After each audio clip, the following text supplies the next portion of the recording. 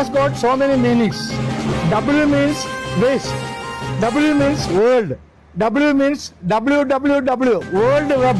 So everything come under W. So here is the waste management concept which is going to be followed by all over the world or all over India. Swachh Bharat or central government is doing the best for the community. Thank you very much. Namaste. Nice action കൗൺസിലിൻ്റെ മീഡിയയ്ക്ക് വേണ്ടി തമ്പി നാഗാർജുന നിങ്ങളെ waste wealth എന്നുള്ള കോൺസെപ്റ്റിൽ ഒരാളിനെ പരിചയപ്പെടുത്താൻ പോവുകയാണ്. അതിന് നമ്മുടെ മഹാത്മാഗാന്ധിയുടെ ചില മഹാത്മാ വചനങ്ങളും നമുക്ക് ഉൾക്കൊള്ളാവുന്നതാണ്. മണപ്പുറത്തപ്പം കഴിഞ്ഞു കഴിഞ്ഞാൽ പിന്നെ അലുവ അല്ലെങ്കിൽ ആലുവ അറിയപ്പെടേണ്ടത് ഈ മുനിസിപ്പാലിറ്റിയുടെ പേരിൽ വേണം. കാര്യം വെച്ച് കഴിഞ്ഞാൽ ഇത്രയും കൃത്യമായിട്ട് വേസ്റ്റ് സംസ്കരിക്കാനുള്ള ഒരു ദീർഘവീക്ഷണം അവിടുത്തെ ഭരണസമിതിക്ക് ഉണ്ടായി എന്ന് അല്ലെങ്കിൽ അവരെ അതിലേക്ക് കൊണ്ടുവന്നു എന്നുള്ളത് ഒരു നല്ല കാര്യം തന്നെയാണ്. സാധാരണ വേസ്റ്റിൽ കൂടെ പോകുമ്പോൾ നമ്മൾ പോക്ക് വത്തിയിട്ടാണ് പോകുന്നത്, നമ്മൾ തന്നെ ഉണ്ടാക്കിയ വേസ്റ്റ് ആണെങ്കിലും. പക്ഷേ ഇവിടെ വരുമ്പോൾ ഒരു അനുഭൂതി, ഒരു 5 സ്റ്റാർ ഹോട്ടലിലൊക്കെ കയറുന്ന ഫെസിലിറ്റി ഒരു പ്രതീതി വരുന്നുണ്ട്. റോബോ ബിൻ അഥവാ robotic bin, self organising waste management public facility system. എന്തായാലും ഇത് എല്ലാവരും ഉൾക്കൊള്ളാൻ പറ്റിയ ഒരു മാതൃകയാണെന്ന് തോന്നുന്നു. നമസ്തേ. നമസ്തേ. നമസ്തേ. അങ്ങയുടെ പേരെങ്ങനെയാ? എന്റെ പേര് ഷിബു വിജയവേദം. ആലുവ നഗരസഭയ്ക്ക്, അതായത് ഇന്ത്യയിൽ മൊത്തം ഉള്ള നഗരസഭകൾക്കും കോപ്പി ചെയ്യാൻ പറ്റിയ ഒരു മാതൃക ഉണ്ടാക്കിയ ഒരു വിജയ വേദയുടെ കഥയാണ് ശ്രീ വിജയന് ഇവിടെ പറയാനുള്ളത്. ഷിബു വിജയവേദം വേസ്റ്റ് വെൽത്ത്, അതായത് തോട്ടി ആക്ട് തത്വത്തിൽ 2013 അബോളിഷൻ ഓഫ് സ്കാവഞ്ചേഴ്സ് ആക്ട് എന്നൊരു ആക്ട് നമ്മുടെ കേരള സർക്കാർ ഉണ്ടാക്കിയത്. ഈ 1947 അത് ഇന്ത്യയിലെ ഉണ്ടാക്കില്ല. 1947 തോട്ടിയുടെ മകൻ എന്ന് പറയുന്ന നോവല് തകഴി എഴുതുമ്പോഴെല്ലാം ഇതിനെക്കുറിച്ച് വലിയൊരു പ്രതിഷേധവും പ്രശ്നങ്ങളുണ്ടെങ്കിലും ഇത് ആക്ട് ആയിട്ട് വരുന്നത് 2013 തത്വത്തില് ഇത് ആക്ട് ആയെങ്കിലും ഇത് മനുഷ്യന് അനിവാര്യമാണ്. കാര്യം വായുള്ളിടത്തോളം കാലം ഗുദം ഉണ്ടാവും, വേസ്റ്റ് ഉണ്ടാവും. പക്ഷെ അതിനെ എങ്ങനെ സ്വാംശീകരിക്കുന്നു എന്നുള്ളതിലാണ് നമ്മുടെ കഴിവിരിക്കുന്നത്. ആധുനിക ശാസ്ത്രം പുരോഗതിയിൽ എത്തുമ്പോൾ നമ്മുടെ മലം വേറൊരാൾ ചുമക്കേണ്ട ഗതികേടിൽ നിന്നും മാറ്റം ഉണ്ടാവണമെങ്കിൽ അതെങ്ങനെ ചെയ്യാം എന്നുള്ള ഏറ്റവും വിജയകരമായ, അതായത് തോട്ടിയുടെ മകനല്ല ജനിക്കേണ്ടത്, വിദ്യാസമ്പന്നരായ ആളുകൾ വേസ്റ്റ് വെൽത്ത് എന്നുള്ള കോൺസെപ്റ്റ് ഏറ്റെടുക്കുകയാണ് വേണ്ടത് എന്ന് ലോകത്തിനോട് വിളിച്ചു പറയുകയും മാതൃകാപരമായിട്ട് അത് ചെയ്യുകയും ചെയ്ത വിജയഗാഥയാണ് ഇവിടെ ഇരിക്കുന്ന ഷിബു വിജയവേദം. അങ്ങ് എന്താണ് ചെയ്തതെന്നൊന്ന് വിശദീകരിക്കാമോ? നമസ്കാരം. ഞാൻ പറയുകയാണെങ്കിൽ മാലിന്യ സംസ്കരണം എന്നുള്ളത് അത് കൊച്ചി കോർപ്പറേഷനിലും മറ്റു സ്ഥലങ്ങളിലും നമുക്ക് കാണാം. അതായത് 150 കോടിയോളം രൂപ മുടക്കിയിട്ടാണ് ബ്രഹ്മപുരത്ത് മാലിന്യ സംസ്കരണ പ്ലാന്റുകൾ ഉള്ളത്. പക്ഷെ നിങ്ങൾ ഒരു കാര്യം മനസ്സിലാക്കണം, ആ പ്ലാന്റുകളിലേക്ക് വേസ്റ്റ് ഉറവിടത്തിൽ നിന്ന് കളക്ട് ചെയ്യുന്ന രീതി, അതായത് അത്യാധുനികമായ 150ഓളം കോടി രൂപയുടെ പ്ലാന്റ് ഉള്ളപ്പോഴും വേസ്റ്റ് കളക്ട് ചെയ്യുന്ന രീതി നിങ്ങളൊന്ന് ചെന്ന് നോക്കിയാൽ അറിയാം. രാവിലെ ആ പ്രാകൃതമായ രീതിയിൽ ഒരു ഉന്തുവണ്ടിയിൽ കുറേ ബക്കറ്റ്, അതിലാണെങ്കിൽ ദുർഗന്ധം വമിക്കുന്നത്, അത്തരത്തില് അവരിങ്ങനെ റോട്ടിൽ കൂടി പോകുമ്പോൾ സ്വന്തം മക്കൾ പോലും അവരെ അവഗണിക്കുന്ന ഒരു കാഴ്ചപ്പാട്. അതായത് സത്യത്തില് തോട്ടിപ്പണി ഇന്നും ഉണ്ട്, അതേ തരത്തിൽ പേര് മാറിയെന്ന് മാത്രമല്ല.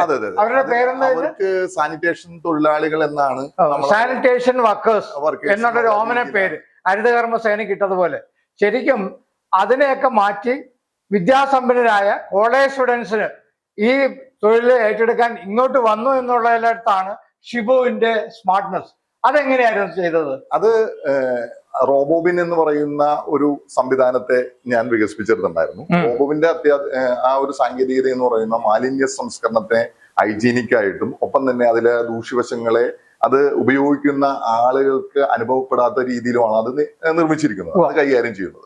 അപ്പോൾ എന്റെ ആ ഒരു പ്രൊഡക്റ്റിന്റെ സെയിലിന് വേണ്ടി ഞാനൊരു നഗരത്തെ തിരഞ്ഞെടുക്കുകയും ആ നഗരത്തിലേക്ക് വരികയാണ് ചെയ്തത്. പക്ഷെ ഇവിടെ വന്നു കഴിഞ്ഞപ്പോ നഗരത്തിലെ ജനങ്ങള് ഈ ഒരു മിഷൻ അത്യാധുനികമായിട്ടുള്ള ഒരു സംവിധാനം ഒരുക്കി കൊടുത്തിട്ടും അത് ഉപയോഗിക്കാൻ മിഷനിലേക്ക് ആളുകൾ വരാത്തൊരു സാഹചര്യം ഉണ്ടായപ്പോ എനിക്ക് വേസ്റ്റ് തേടി, അതായത് അത്രയും വലിയൊരു ഇൻവെസ്റ്റ്മെന്റ് എന്റെ കയ്യിൽ നിന്നും മുടങ്ങിയതിനു ശേഷം എനിക്ക് വേസ്റ്റ് തേടി അവരുടെ എല്ലാം വീടുകളിലേക്ക് എത്തേണ്ട ഒരു സാഹചര്യം ഉണ്ടായിരുന്നു. അത് അല്ലെങ്കിൽ സത്യത്തില് നമുക്ക് വലിയൊരു പരാജയം, അതായത് സാമ്പത്തികമായിട്ട് നമ്മളൊരു രാജ്യത്തെ അഭിമാനകരമായ രീതിയിൽ മാറ്റാനായിട്ടുള്ള ശ്രമം നടത്തിയപ്പോഴും നമ്മൾ അവിടെ പരാജയപ്പെട്ടു പോകുന്ന ഒരു സാഹചര്യത്തെ അതിജീവിക്കാൻ വേണ്ടി ഞാൻ വേസ്റ്റ് തേടി ഓരോരുത്തരുടെയും വീടുകളിലേക്ക് എത്തുന്ന ഒരു സാഹചര്യം ഉണ്ടായിരുന്നു.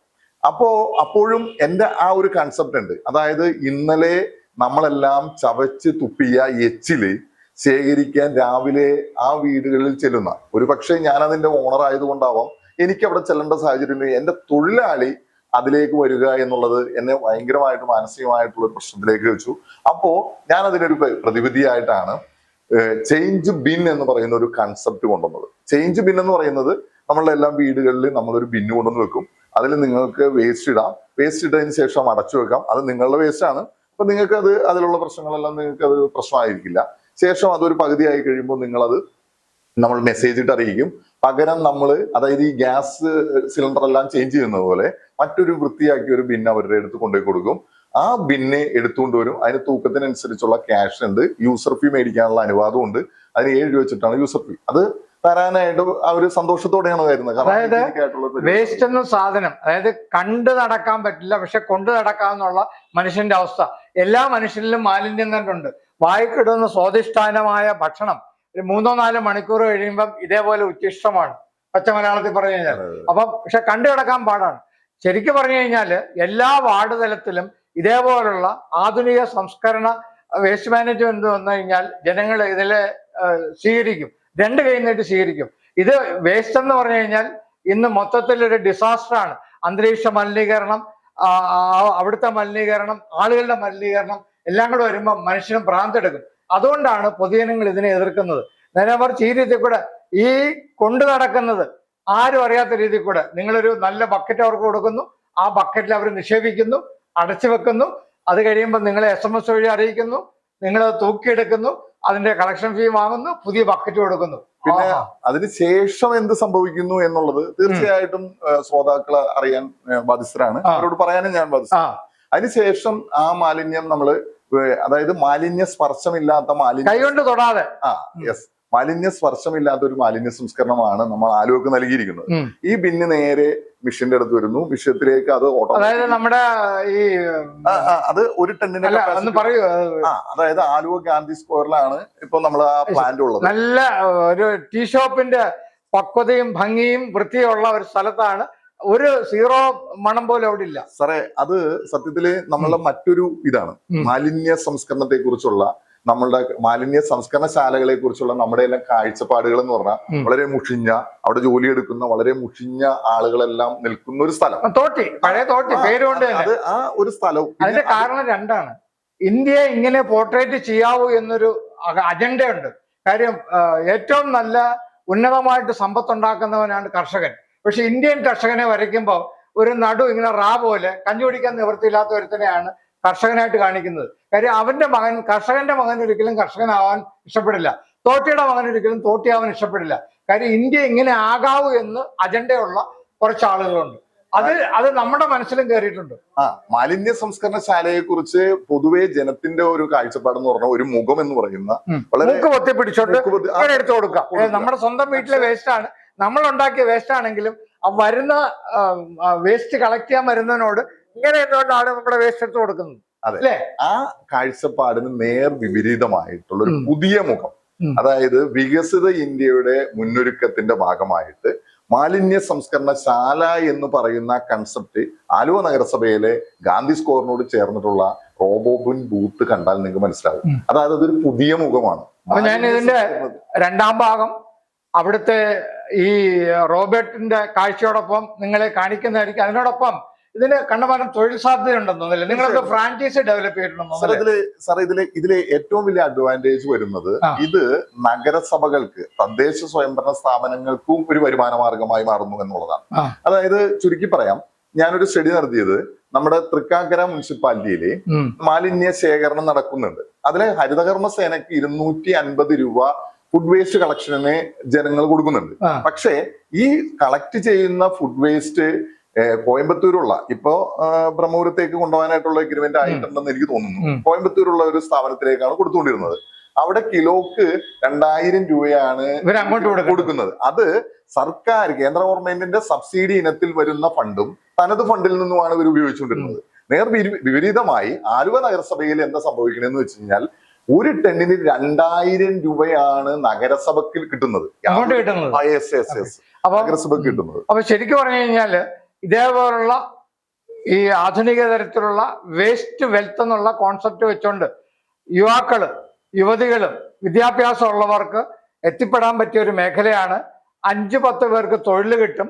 അതോടൊപ്പം ഈ MSWയും എൻവയോൺമെന്റ് സ്റ്റഡീസ് ഒക്കെ പഠിച്ചിട്ടുള്ള കുട്ടികൾക്ക് ഇതൊരു നല്ല തൊഴിലായിട്ട് തിരഞ്ഞെടുക്കാനും സർക്കാരിൽ നിന്നും സബ്സിഡി കിട്ടാനും ഒക്കെ ഉള്ളൊരു സാധ്യതയുണ്ട്. നിങ്ങൾ ഇദ്ദേഹവുമായിട്ട് ബന്ധപ്പെടുക. ഇദ്ദേഹത്തിന്റെ നമ്പർ നമ്മൾ താഴെ സ്ക്രോൾ ചെയ്യുന്നുണ്ട്. നന്ദി, നമസ്കാരം.